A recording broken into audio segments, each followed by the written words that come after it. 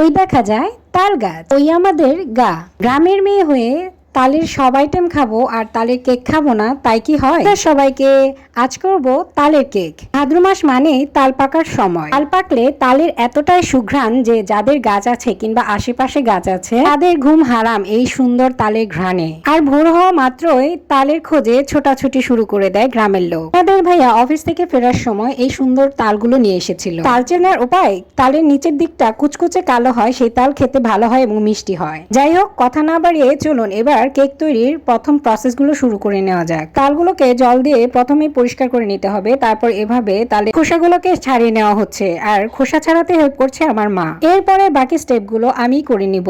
আমাদের ভাইয়ার অফিসের পাশে কিছুটা হাঁটলে একটা ছোট বাজার পড়ে। সেই বাজারে এক পরিচিত চাচা যার গাছের তালগুলো এত বেশি ভালো যে তার কাছ থেকে প্রতিবার তাল আনা হয়। এদের কাছে তাল প্রিয় এবং এরকম একজন বিশ্বস্ত চাচাকে পেলে কি লাগে বলেন। খোসা ছাড়ানো কমপ্লিট হয়ে গেলে এরপর একটা প্লাস্টিকের ঝুড়ি নিয়ে তালের জুসটা বের করে নিলাম। এখানে আমি একটা মাঝারি সাইজের বাটির 1 বাটি তাল নিয়ে নিয়েছি। এরপর তালের জুসগুলোকে বাটি থেকে থালায় ঢেলে নিলাম। এরপর এই তালের মধ্যে দিয়ে দিব অল্প পরিমাণে ইস্ট। কোনো সুপার শপে গেলে ইস্ট অ্যাভেলেবল পাওয়া যায়। এই ইস্ট দেখতে কাঠের গুঁড়ার মতো অথবা ঘুনের মতো দেখায়। ইস্ট গুলোকে তালের জুসের সাথে ভালো করে মিক্সড করে নেওয়ার পর অল্প অল্প পরিমাণে চালের গুঁড়া দিয়ে দিচ্ছি।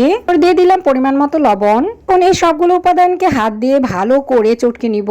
মিক্স অথবা হাতা দিয়ে মিক্সড করা থেকে এখানে হাতের ভূমিকা সর্বোত্তম। হাত দিয়ে এভাবে ভালো করে চটকে নিলে সবগুলো উপাদানই ভালো মতো মিক্সড হয় এবং জিনিসটা অনেক সফট হয়। এখানে হাত দিয়ে মিক্সড করার কোনো বিকল্প নেই। চালের গুঁড়া অল্প অল্প বারবার নিয়ে এভাবে মিক্সড করে নিতে হবে। এরপর পরিমাণ মতো চিনি দিয়ে দিতে হবে, যে যেরকম মিষ্টি খায়। সবকিছু ভালো করে মিক্সড করার পর চিনিটা সর্বশেষে দিতে হবে, কেননা চিনি দেওয়ার পর আর একটু জিনিসটা সফট হয়ে যায়, মানে একটু নরম হয়ে যায়। কেকের এই ব্যাটারটাকে আমি 5 থেকে 6 ঘন্টার জন্য রেস্টে রেখে দিব। আপনারা চাইলে এর থেকে বেশিও রাখতে পারেন রেস্টে।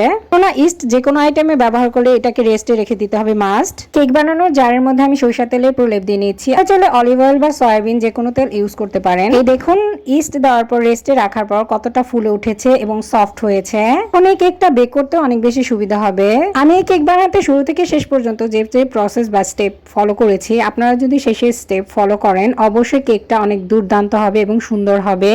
এখন আমি দিয়ে নিচ্ছি উপর দিয়ে কিছু কিশমিশ, এটা ডেকোরেশনের জন্য দিচ্ছি। আপনারা চাইলে বাদামও ইউজ করতে পারেন অথবা যে কোনো ড্রাই ফ্রুটসও ইউজ করতে পারেন। আজকে কেকটা আমি তৈরি করব প্রেসার কুকারে। এর জন্য প্রেসার কুকারের নিচে বালু দিয়ে নিয়েছি, তার উপর স্ট্যান্ড বসিয়ে দিয়ে দিলাম কেকটা। এখন চুলায় বসিয়ে এটাকে 40 মিনিটের মতো বেক করে নিব।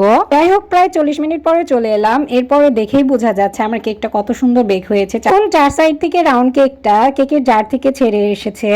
কেকটা পারফেক্টলি হয়ে গিয়েছে। আপনারা চাইলে কেক নামানোর আগে একটা টুথপিক দিয়ে কেকের ভিতরে ডাবিয়ে দেখতে পারেন যে টুথপিকে কোনো কিছু লেগে আসে কিনা। টুথপিকে যদি কোনো কিছু লেগে না থাকে তাহলে ভাবতে হবে কেকটা হয়ে গিয়েছে। চুলা থেকে কেকটা নামিয়ে ঠান্ডা করে নিয়ে তারপর কেকটাকে আমি তুলছিলাম।